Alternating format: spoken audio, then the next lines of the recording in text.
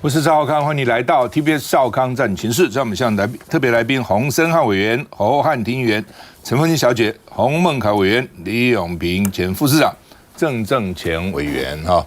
那这周末啊，这个以色列当然没想到了哈，突然呢，这个哈马斯呢发了5000颗飞弹去打以色列啊。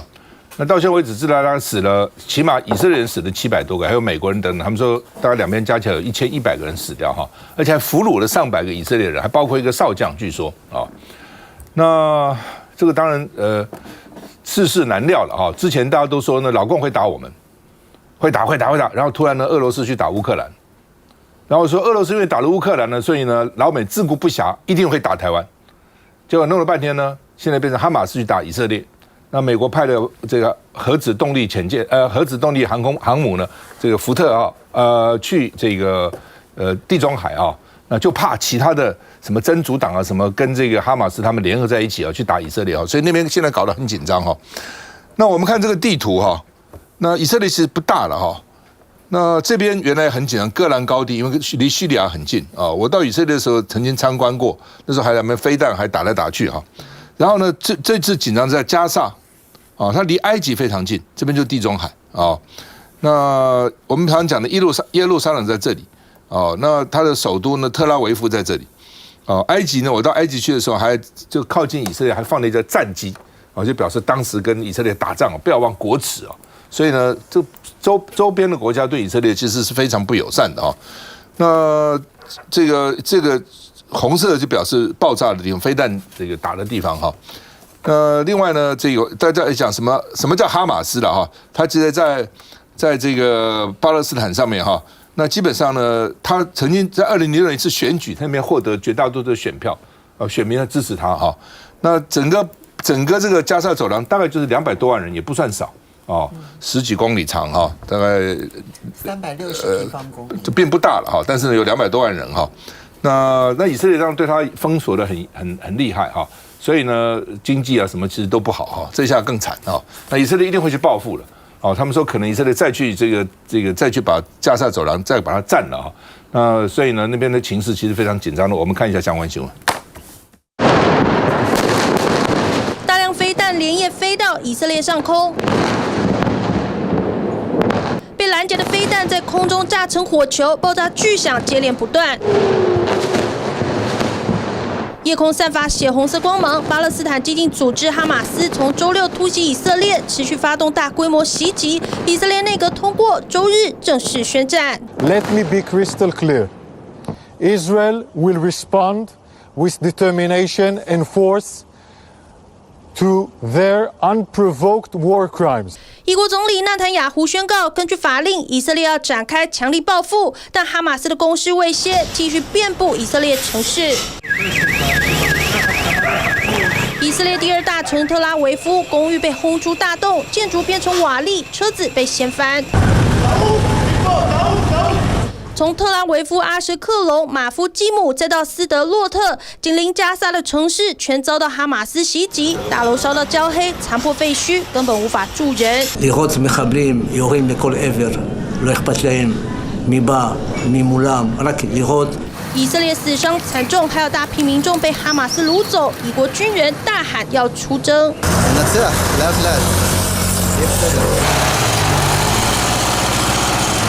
以色列军车现在已经陆陆续续载着多管火箭、大批坦克和武器送往前线。Right now we are holding 29 breach points that the Hamas terrorists, hundreds of them, came into Israel. We're still engaging in certain areas. 目前以色列边境各座城镇不断传出有人车遭到挟持，哈马斯大规模渗透多个城镇，以色列军方境内扫荡之际，同时向哈马斯所在的加萨地区予以反击。好，那么你如果看 CNN 啊，这2天全天都是只有这个新闻，就是以色列这个新闻 ，BBC 也是哈。那显然他们关切这个新闻，油价涨了5%多哈，金价也涨了将近1%哈。那以色列有驻台代表叫做尤玛雅，他说呢，现在要把人质救出来是最重要的这个任务啊，因为有100多个人质，还有将军哈。凤馨怎么看？首先，当然，其实这一次的这个事件来得非常的突如其来，它反映的当然是全世界的情报都失灵了。因为你要知道，哈马斯它能够在凌晨6点，因为当地时间凌晨6点钟，它第一集其实就是5000多发的火箭弹，几乎是齐发的一个状况。那5000多发的火箭弹要能够运送到加萨走廊，因为它的南边就是埃及，旁边然后是海洋，然后接着这一边是以色列。它其实在高度被监视的情况之下，这么小的弹丸之地，它必须要藏这么多的火箭弹。坦白说，情报机构完全没有掌握这样的讯息，是让人非常的吃惊的。他绝对不会是只有准备1-2个礼拜，恐怕呢是今年5月阿克萨的清真寺这件事情的时候，他就开始一路的准备，这准备的时间几个月绝对是有的哈。那但是他对于全世界的影响究竟是如何啊？那么还有他的动机是什么？他还说加萨走廊这一次哈马斯的攻击，从我角度来看，它有一点点类似于自杀式的攻击，因为他很刻意的去羞辱以色列，他不只是惨烈的攻击，更重要的是他近乎是羞辱。那羞辱的目的是什么？就引发你对我的强烈报复。因为加萨，你不太可能认为这个地方哈马斯他能够阻挡得了这个以色列的回击，他恐怕会成为一个自毁式的一个攻击事件。他难道不能判断出有这样的结果吗？我认为他判断得出来。那真正的原因就是他在发声明的时候，呼吁所有的阿拉伯兄弟们一起来对抗以色列。那这就回到说他的目的到底是什么？其实上个礼拜6也刚刚好就在上个礼拜呢，那么《华尔街日报》报道，就是美国跟沙烏地阿拉伯现在正在谈和解，谈什么呢？谈以色列跟沙烏地阿拉伯来建交。用这样子的方式呢，来换取美国的国防协议，以及协助这个沙烏地阿拉伯呢发展核子系统。他没有讲是核子武器还是核子能源，只有说发展核子。那么同时呢，沙烏地阿拉伯就同意，然后我愿意把到年底的减产，明年就不再继续了，我可能就会增产。所以上礼拜的油价大跌，有人提前知道了，所以就先进场市场。好，那现在问题来了。其实这件事情因为这2个地方经济规模都不算太大，然后又没有产油，所以它真正有影响的是，第一，以色列到底会如何的回击，而这个回击阿拉伯国家会如何的回应，这个才会影响到国际能源价格。我想以色列一定是会强烈回击，他已经动员数十万部队了。是啊，那以色列怎么可能现在就讲是情报也失灵了，所以以色列觉得很羞愤哈。那当然了，就是说他为什么要这样自杀式的攻击？以色列一定会大规模的杀了以后死很多人以后呢，也许阿拉伯就不愿意在这个时候跟这个以色列建交了。因为如果死这么多人，你们还建什么交啊？那所以呢，这个未来怎么发展他们到底目的何在啊？其实是这个真的值得关切。然后呢，记者都吓一跳，我们看一下。Have brought multiple Israeli captives back into Gaza. Do you know anything about that? 半岛电视台女记者正准备开口，没想到下一秒。一枚飞弹不偏不倚击中后方大楼，巨大声响让女记者吓到尖叫。Please take cover. If you are in a position to do so safely, you can explain to us what we're happening. If you are not in a position to do so safely, then please get to safety. No, it's okay. 记者受到惊吓，连声音都在颤抖，因为他人就在加萨地区，以色列正对当地发动猛烈攻击。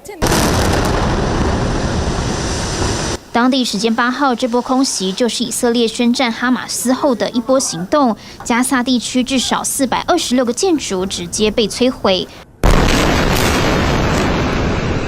当中包括这栋国家银行也遭到飞弹击中，不止窜出火光，尘土飞扬，地面还被直接炸出一个大洞。以军空袭不断，加萨群众惊慌逃窜。不过，过去48小时连番轰炸似乎只是前菜。President Biden was on the phone with Prime Minister Netanyahu early yesterday to assure him of our full support. I've just spoken with Prime Minister Netanyahu to assure him of the UK's steadfast support. 欧美国家接连表态力挺以色列，美军更以实际行动助阵以军。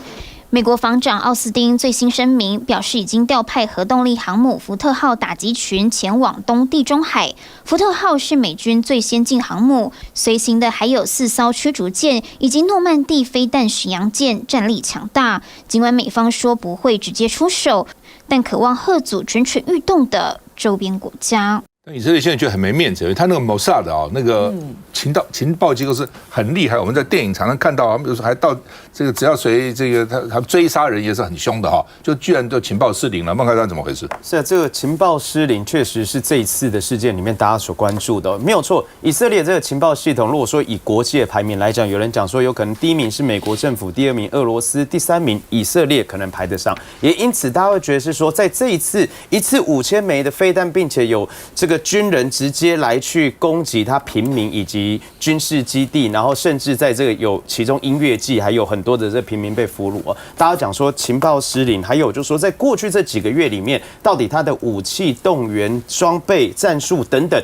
为什么这些情报系统完全没有反应？那很多的这个以色列也在问啊，那到底国防在哪里，安全在哪里？所以第一个我们先讲，就是说看到战争发生，真的发生的那一刻之后，你才会知道说战争有多么残忍跟多么惨烈，而且任何的纸上谈兵或是任何的情报再怎么万无一失，其实都还是可能会有疏漏。我想这是第一个，我们身为当然地球上的一份子，但是旁观的角色来讲，我们真的一定要汲取这样的一个教训了。再来，我们现在看到，其实以色列的犹太人跟巴基斯坦的阿拉伯人，巴勒斯坦的阿拉伯人，这双方数百年、数千年的一个历史，其实都也不用讲。都最近的状况，其实从2018年、2014年到现在的2023年，其实零星的冲突大小不断。但最主要，大家可能现在见指是什么？还是一样，就是说是不是因为以色列在过去建国的时候不被那个沙烏地阿拉伯来承认，而现在美国为首要主导强推的所谓的亚伯拉罕协议，是不是就是要促成以色列跟沙烏地阿拉伯这边来去做一个更进一步的承认的动作，而导致于说哈马斯会觉得是说他是被阿拉伯世界的兄弟里面所背叛或者说所遗弃的，也因此如果说巴勒斯坦的问题持续的被边缘化的时候，当然这个激进的哈马斯他们可能就会采取更强烈的报复。所以说在这一次的这个行动里面，现在终归目前看起来的状况有可能是往这样的一个发展，但是没有错，因为哈马斯这很激进的这样一个动作，当然会引起以色列大规模的反扑。但是我们再一次强调，在战争发生，没有人是旁观者，也没有人是局外人，而现在最难过的、受苦受伤、受害的，其实都还是很多无辜的平民啊。还有就是说，现在被抓的很多的俘虏，其实现在也变成是哈马斯之后谈判的一个筹码。所以，我们真的还是要呼吁，在这一场战事里面，赶快平息是我们希望所看到的，但我们更不乐见说这样的战事持续的发生，让世界更加动荡。不过，以色列总理讲的是将是一场长而且困难的战争。好，那哈马斯是用珍珠港式的偷袭哈，那以色列有好几十亿美金的防御系统，被认为是固若金汤的，都失效了哈。那伊朗总统说支持巴勒斯坦国正当防卫，所以伊朗总统就他们认为后面是有伊朗在援助哈。那为什么呢？就是要破坏美国的以沙关系正常化。我们休息一下，回来。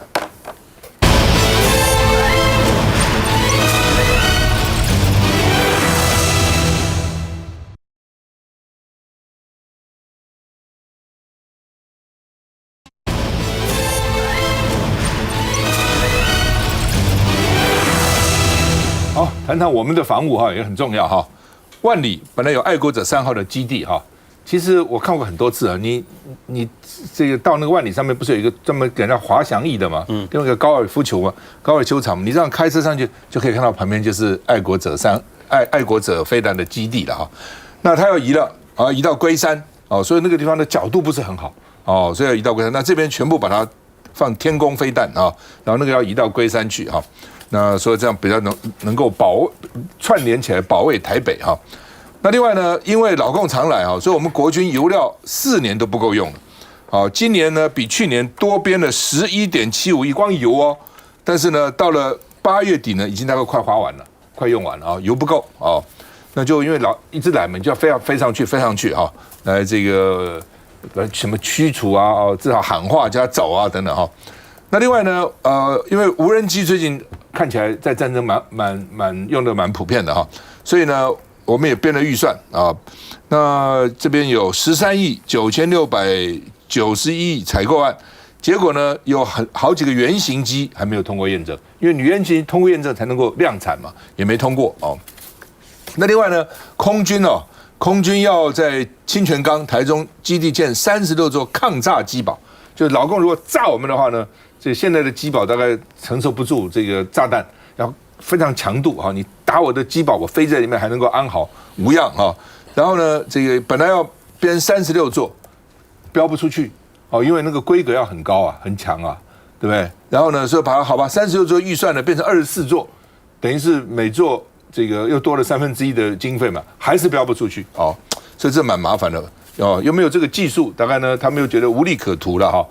那可能又怕哦，万一建不好，到时候还真麻烦。万一打垮人怎么办哈？当然没有打仗不知道了。以前在金门的时候呢，这个在金门要建碉堡，建碉堡那怎么知道那个也是包商建呢？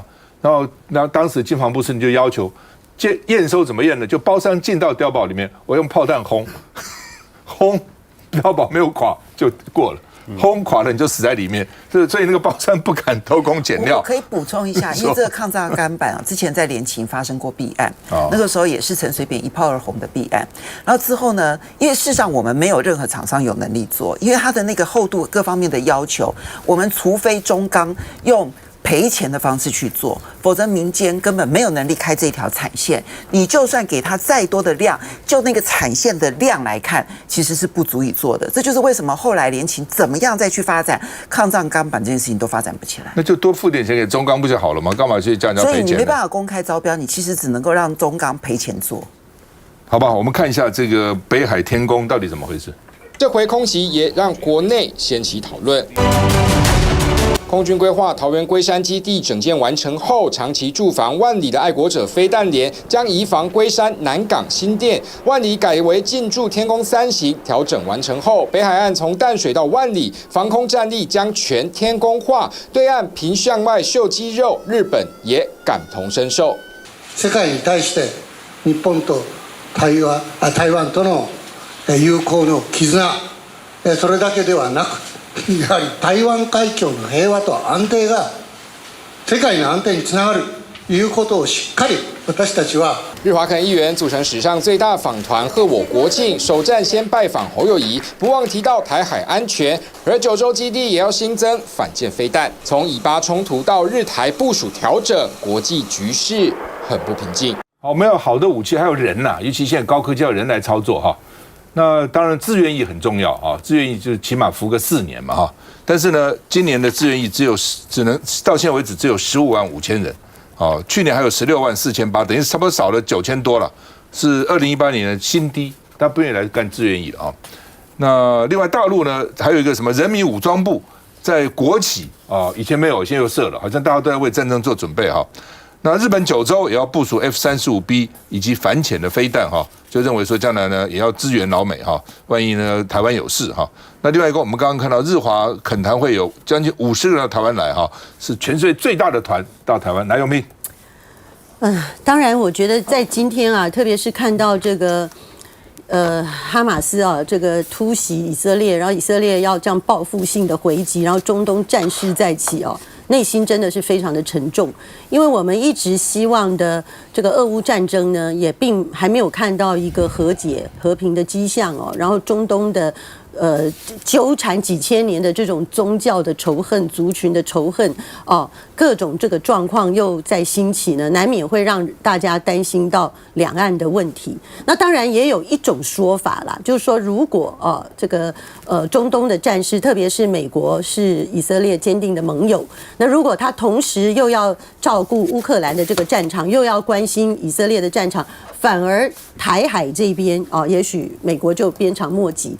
可是这个事情对台湾到底来说是好是坏呢？那么对中国大陆来讲，他会因为觉得说，你美国无暇他顾，所以他把这个军事的这个紧张态势再升高，还是说未来大家有可能有一点缓解呢？这个完全要看台湾选举的结果跟新任的领导人啊，跟整个国会还有台湾的民意未来怎么发展。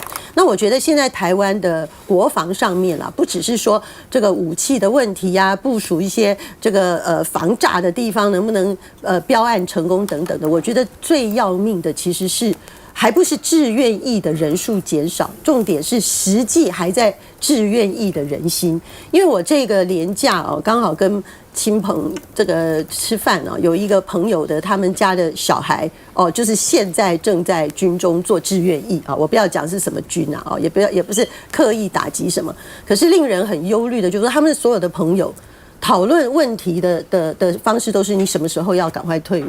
想办法要下车，然后呢，要不然他们就直接跟家人啊，可能也一般开玩笑的讲，就说啊不能打，打了他们自己也要逃哦，就说这种心态，如果真的是在志愿役中也变成是一个大家普遍的心态，那你的这个现在15.5万。创2018年以来的新低，还会继续走低呀，还会继续走低。那以及正在服役的人，他的内心没有办法觉得强固，因为很简单，大家这次看哈马斯对以色列，都认为说是一个完全无望的，根本是不对，就是他的军力太不对称了，自杀型的战士。当然，我不认为台湾会有任何人失去理性，主动对中国大陆进行第一击。但是不管怎么样，在台湾的民众都知道，台湾是不经打的。那我们民众都知道。服役的志愿役的军人怎么会不知道呢？那当他们的信心、内心也无法强固，然后每个人都只是在讨论怎么样能够退役或者怎么样能够逃过一劫的时候，那真正发生问题的时候怎么办呢？所以我真的觉得。与其大家一直去预想说啊，战争来了，我们要用什么武器，我们要用什么方法，什么真的，现在两岸还有机会，还可以讨论，还可以谈的时候，怎么样用好的方式来谈判，来避战？我觉得这个是现在马上要竞选领导人的唯一的药物。然后，其实我们看到，昨天这个。哈马斯对以色列，其实坦白说看得非常非常难过。这个以阿之间的这个宗教之间的纷争，其实这历史大家就不细数了。但是我觉得我其实想要提醒我，说实话，我觉得对于这个寻求和平，我觉得这一定是我认为在台湾是不分政党，每个人的目标，每个人都拿和平作为一个非常非常重要，必须这个执政的理念在进行。我觉得可能是都一定是要多轨并进的哈。我的多轨并进的意思是，包括军备上面的努力，甚至假设有机会，我想，即便是民党也是，如果有机会可以跟中共来进行对谈，甚至对话，其实民党的不管是蔡英文总统或者是赖清德总统，其实都是不反对的。民进党没有去铺那个路啊，但是也没有搭那个桥。我先说完，我的意思是说，今天恐怕没有办法把和平的道路压在只靠军备。或者是只靠和谈。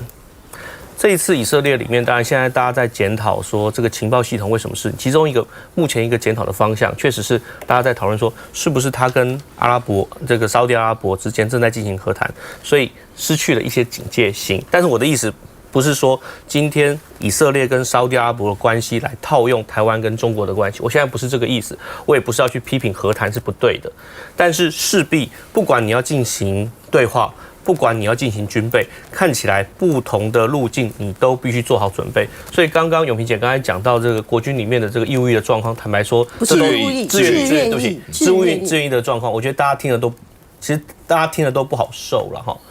那我也知道这并不是要去做任何的唱衰，所以我觉得我们能够做的当然是该把政战的部分再做好，再把军备的部分再能够做好。一样，我觉得我还是会保持一个态度是。大家愿意是来对话的，这个平等的对话、尊严的对话，这部分我们还是愿意来做这件事情的，这没有问题。每个轨道，我觉得从民进党执政党的角度，我们都欢迎。休息一下再回来。